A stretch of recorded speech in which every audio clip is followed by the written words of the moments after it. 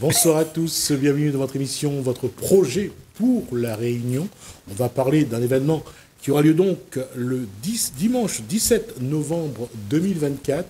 Bonsoir, d'abord Madame Graziella Ivoula, donc secrétaire du Camp Papou, bonsoir.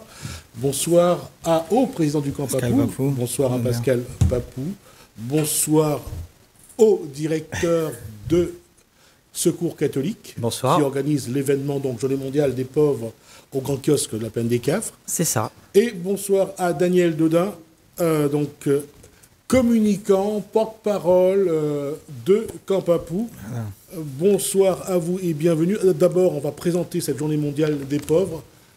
Honneur au directeur de Secours catholique. Alors, et qu'est-ce qui va se passer après au Grand Kiosque? Bien sûr, on va tout vous dire du coup de cette journée, donc une très belle journée qui nous attend très bientôt.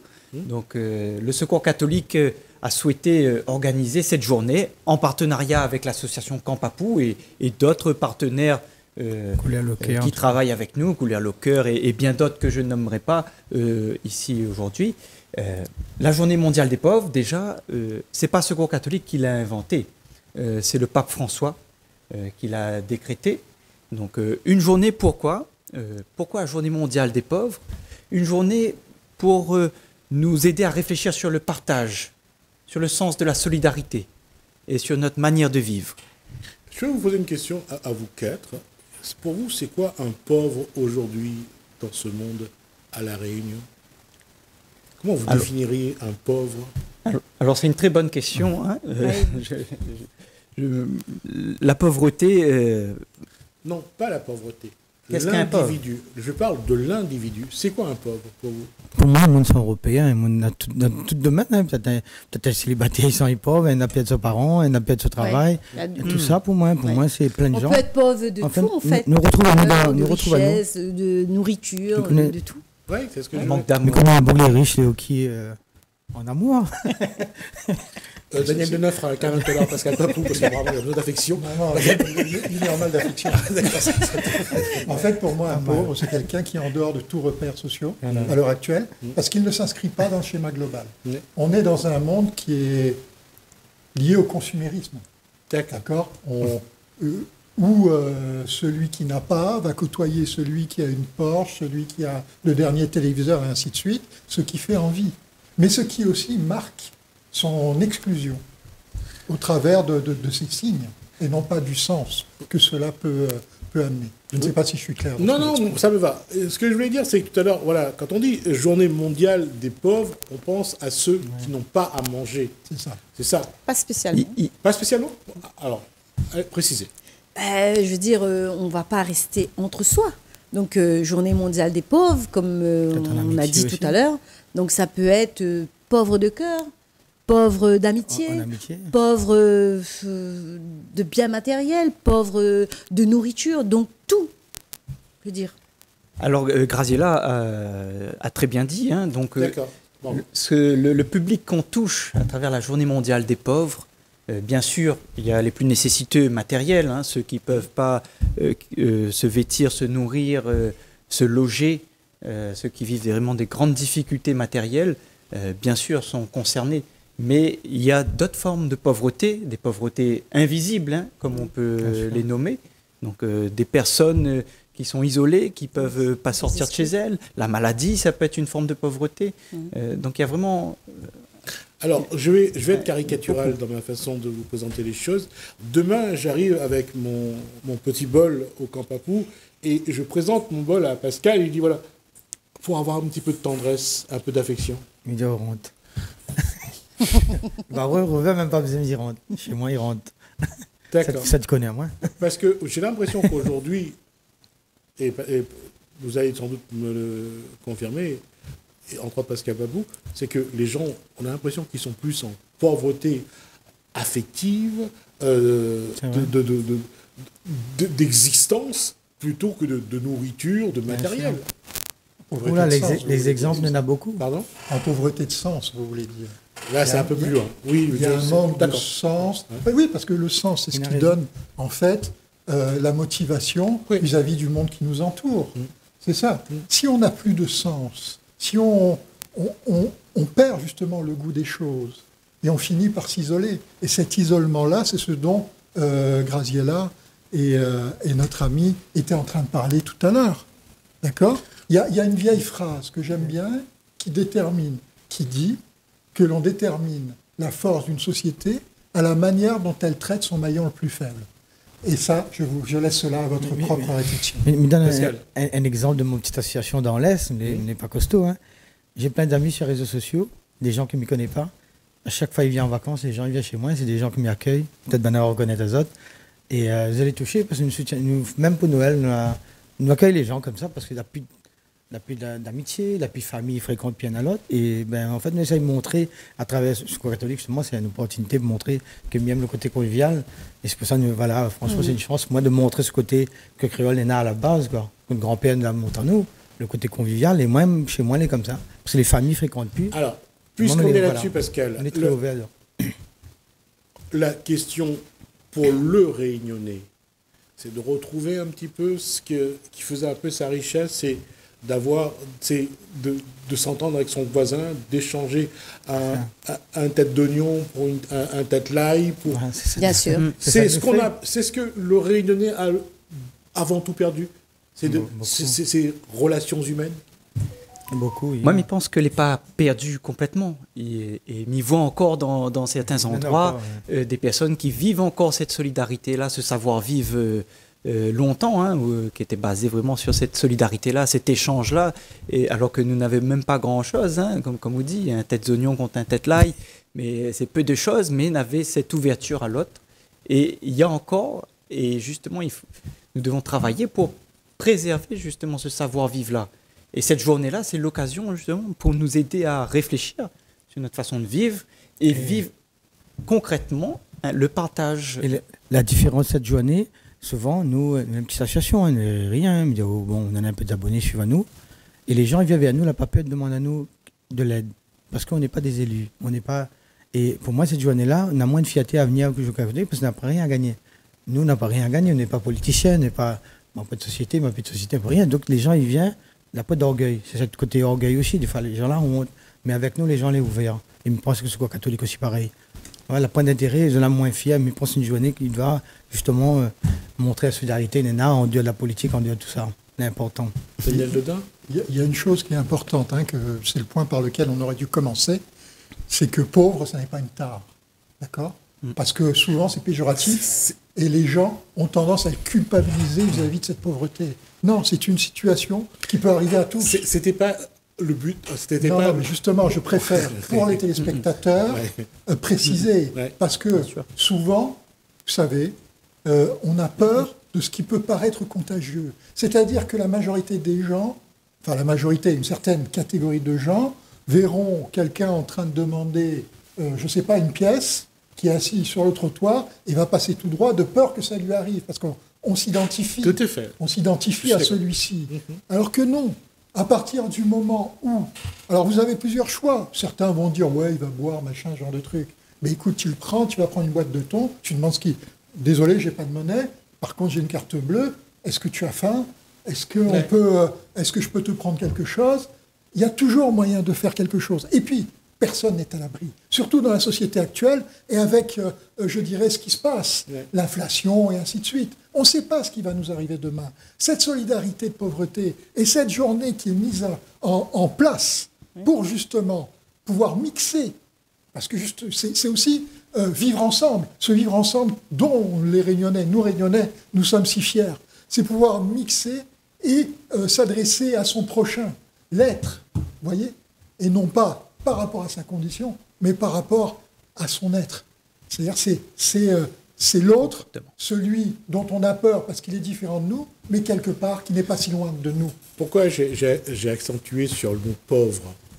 Parce qu'on croit toujours que le pauvre, comme on dit tout à l'heure, c'est le monsieur qui est assis sur le trottoir et qui attend une pièce. Parfois, lui, il est plus riche que beaucoup d'entre nous. Tout à fait. Ah oui. Il a une façon de vivre, il a moins de problèmes, il regarde la vie de manière positive. Et être pauvre, parfois, on peut avoir tous les biens qu'on veut, toute la nourriture qu'on veut, mais ce n'est pas pour autant qu'on est heureux, qu'on se sent bien Et Exactement. quand on regarde les suicides, c'est dans toutes les strates de la société. Et là, ce n'est pas une question de pauvreté pécuniaire, c'est une question de pauvreté psychologique, affective, et quelque chose qu'on ne maîtrise pas forcément. Donc, cette journée-là, comme je vais dire, quelles sont les personnes que vous attendez lors de cette journée-là? Tout le monde. Alors tout le monde. Bien sûr, il y a ceux qui sont en difficulté pécuniaire, mais il y a tout le monde, parce que le but, c'est que, justement, on enlève toutes les barrières sociales, qu'on puisse vivre vraiment une mixité sociale, faire famille tous ensemble. D'accord. Et on va partager, c'est un partage. Là, c'est pas on va distribuer un repas ou donner des vêtements. Non, c'est pas du tout l'objectif de cette journée-là. C'est vraiment de partager un moment ensemble. C'est une journée festive, en fait. Messe, coiffure, massage, il y a quand même la boxe, il y a toute discipline de boxe. Baby boy, là, on danse, on a coiffure, on a un total. Un défilé de mode. On a des systèmes à l'œil, enfin bon petit costume à Renault. Il y aura la possibilité pour tous de pouvoir exprimer un savoir-faire à travers des talents, que ce soit du tressage, de la couture, de la musique, de la danse ou du sport. Il y aura plusieurs manières d'exprimer ces talents. C'est pour ça que je disais, à la rigueur, finalement, vous créez une journée pour essayer de retisser des liens entre des individus qui, malheureusement, avec le temps, ne prennent plus le temps de se connaître ou de passer du temps ensemble. Et ça donne à votre journée une autre dimension. Elle est beaucoup plus positive. Oui, et c'est une journée qui sera très riche. Oui. Très riche. On devrait avoir les Churros, mais comme elle part en concert un mois, on a des systèmes à l'œil, à Renault, on a d'autres surprises encore. Donc voilà, plein de choses. Franchement, c'est un groupe à nous, justement, avec plein de sponsors, vous donnez un coup de main. Il y a un beau repas aussi. Et puis ça évite avec Mimi Ponapin.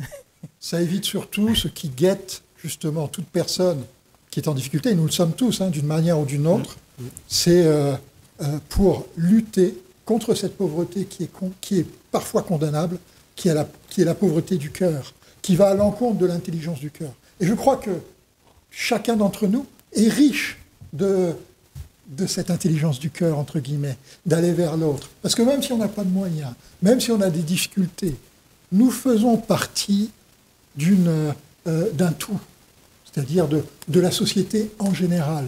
Et surtout, il faut ne pas, en mon sens, entrer dans cette pauvreté-là qui va faire que l'on va s'isoler, mais aussi qu'on va rejeter tout ce qui est autour de nous, plutôt que d'aller vers les autres. Poursuivre ce que vient de dire Daniel Dedain, c'est que ce genre de manifestation, d'activité, d'événement est toujours positif, ça apporte toujours quelque chose. Et les gens qui y viennent, ils trouvent toujours un intérêt. La question est, j'aime toujours, je ne critique pas le Réunionnais parce qu'il a vécu l'évolution comme tout le monde. Il a fini par oublier son voisin, il a fini par oublier qu'est-ce que ses parents lui ont transmis comme valeur, mais comment faire en sorte que ça ne soit pas juste un dimanche, mais que ça soit le début de quelque chose. Pour que ce genre d'événement se multiplie à La Réunion. On offre, je ne sais pas pourquoi c'est quelque chose qu'on voit, chaque association, chaque commune se offre un repas aux personnes dans le besoin à un moment ou à un autre. C'est bien, tant mieux. Mais pour que ça ne soit pas juste un repas, pour que ça soit un tremplin, une porte de sortie, qu'est-ce qu'il faudrait faire? Que chacun s'approprie cet événement. Mais je suis en train de réfléchir un peu à ça. Le jeu là, c'est pour vraiment influencer déjà les sponsors, l'important, parce que sans les sponsors, on ne peut pas faire des trucs comme ça, les artistes, tout ça, il faut tout le monde. Moi, justement, ce jeu là, c'est pour influencer, pour peut-être l'année prochaine faire mieux, en plus, peut-être dans l'Est, parce que là, les tampons, il faut ramener du monde là-bas. Peut-être si ça tendrait, on aurait plus de monde, peut-être dans l'Est, peut-être dans le Sud. Mais il faut influencer les gens, justement, à plus être solidaire, plus encore, pour l'année prochaine, parce que ça y arrive. Pour continuer dans ce que... Juste avant, je vais revenir à ce qu'a dit Daniel Dedain. Ce côté où on donne avec, soit pour dire, en espérant que je ne serai jamais comme lui, ou parce qu'on a cette prétention de croire que, allez, tiens. Il ne faut pas être utopiste. Ce n'est pas de l'utopie, je veux dire. Même si moi, demain, je ne suis plus là pour voir l'arbre pousser, je sais que je ne serai pas devenu aveugle au point de ne plus voir ce qui m'entoure. Chacun d'entre nous a quelqu'un qui est en difficulté dans sa famille, d'accord ? Et même si on se dit, ouais, ça ne sert à rien, parce que beaucoup de gens se disent ça ne va rien changer. Mais non, mais il faut planter la graine et montrer aux autres comment faire pousser l'arbre, même si on n'est plus là, pour ensuite l'entretenir et le faire grandir. Mais au moins, on aura eu cette approche qui nous aura permis d'apporter notre pierre à cet édifice commun qui est le nôtre.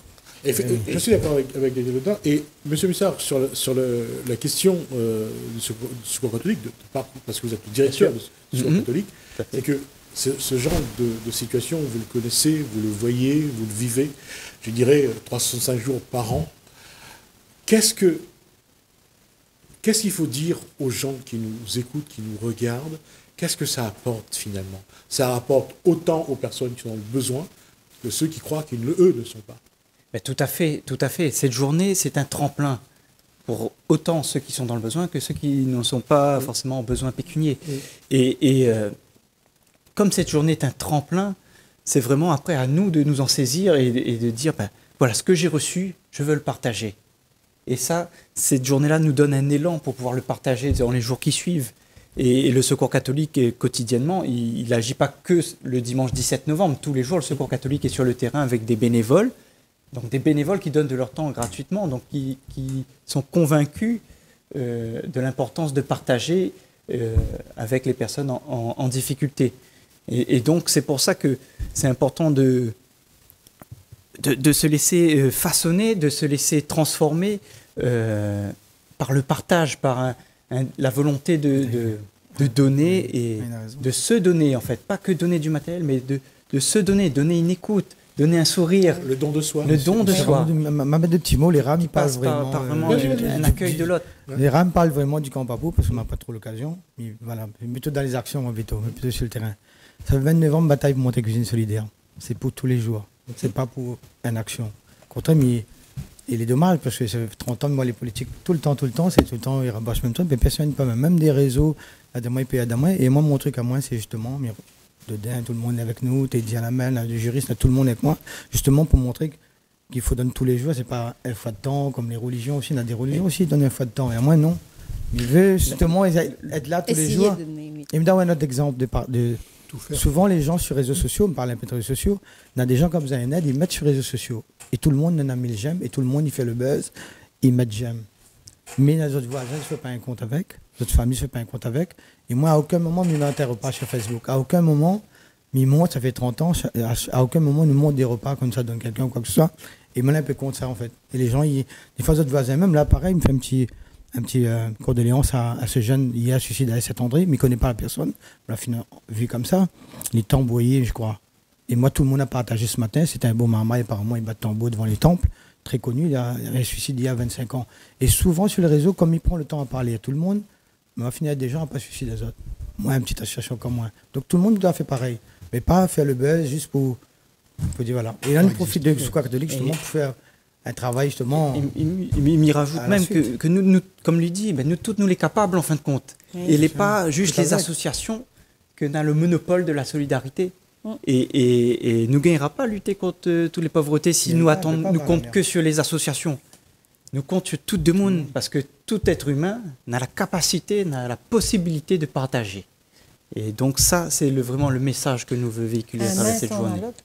C'est ça. C'est pour ça que j'avais posé la question que ce genre d'événement ne doit pas être juste un événement isolé qui s'arrête, qui commence le matin, qui s'arrête le soir, mais que ce soit un tremplin, une porte ouverte, que ce soit quelque chose qui déclenche toujours quelque chose. Et c'est pour ça qu'il faut toujours rendre hommage à ceux qui mettent en place ce genre d'événement. Et d'ailleurs, bravo à vous, félicitations pour ce que vous faites. Et, bon, vous tous. Et montrer que, et je disais qu'il y a une chose qu'on doit quand même regarder. Nous sommes réunionnais. Et nous, on est un peuple où on a toujours essayé de se serrer les coudes. Pas parce qu'on s'aimait, hein, parce qu'on avait besoin de manger, parce qu'il fallait travailler. Faut pas croire qu'on est mieux que les autres, hein, c'est pas vrai. Hein. La seule chose, c'est qu'on vivait tous dans la même misère et ça nous a obligés à nous serrer les coudes, le vivre ensemble. Le vivre ensemble, c'était pas, encore une fois, comme je dis, hein, on n'avait pas la main sur le cœur, hein, on avait juste besoin de manger. Dans notre équipe, il y a Mimi Ponapin qui est responsable d'un temple, il cuisine pour nous. Il y a des Calédoniennes, il y en a Zoreille, il y en a le cas, il y en a Maoré que nous, on en a toutes le jour là. Donc nous serons bien réunis le 17 novembre.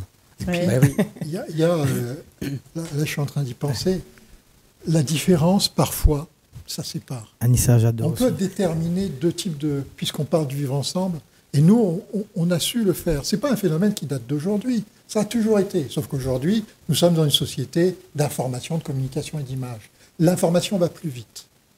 Il y a deux types de différences. Il y a la différence qui sépare, parce qu'on n'est pas d'accord et ainsi de suite. Et il y a la différence qui enrichit. Parce qu'au travers de la différence de l'autre, on se complète. Et on va faire en sorte que cette complémentarité soit une force et participe à bâtir cette société, je dirais, dont on rêve tous, à la limite. Même celui qui n'y croit pas, il rêve. Puisque on va parler d'athéisme, par exemple. Qui ne lève pas les yeux au ciel en disant « voilà, je suis en difficulté ». D'accord ? Et donc, oui. Donc, quel que soit le cas, on a besoin de croire, d'espérer. Si on n'espère plus, on ne rêve plus. Et si on ne rêve plus, on commence à On mourir. ne peut pas s'empêcher de... Oui, il faut toujours rêver. Et je disais tout à l'heure, on n'a pas fait le vivre ensemble parce qu'on avait la main sur le cœur. Non, c'est encore plus simple. Pourquoi on allait tous aux cérémonies où on donnait à manger ? Pourquoi on était présents ? Parce qu'il n'y avait pas à la maison. Pourquoi des Rennais aimaient aller à l'école ? Parce qu'à l'école, à midi, il y avait à manger. Il n'y a pas... Faut pas je veux dire, je veux qu'on soit vraiment honnête avec nous-mêmes. Mais c'est vrai qu'on a créé ce vivre ensemble. C'est vrai qu'on a créé des choses. La solidarité, de donner un coup de main. On avait, dans la cour, on avait un arbre fruitier. Le voisin avait le sien. On partageait, on échangeait. On a appris ça parce que on avait envie de manger ce qu'il y avait chez le voisin, et le voisin avait envie de manger ce qu'il y avait chez nous. C'est normal. Et quand on tuait le porc dans la cour, on partageait. C'est quelque chose de naturel. Et c'est vrai qu'on a appris, ce qu'a dit Daniel Dedin, c'est ce vivre ensemble. Et malheureusement, ces dernières années, on l'a oublié. Nous tuons un cochon 20 décembre, bien. D'accord. J'ai assez de Miguel. Tout va venir. Après le 17 novembre, nous sommes là-bas. Merci à vous quatre. Je rappelle juste donc le dimanche 17 novembre, donc au grand kiosque de la Plaine des Caves. À la Plaine des Caves, il y a donc une journée mondiale des pauvres avec le Secours catholique, avec le Camp Papou, avec d'autres associations, d'autres également, avec des spectacles, de la musique, avec des activités, en tout cas. Journée festive. Juste pour dire que si on pouvait se rappeler qu'on est réunionnais et qu'on vit ensemble. Merci messieurs, voilà. Merci madame. Merci. Merci à vous de nous avoir suivis. Merci Alain, merci François. Big up Secours catholique. Merci à vous.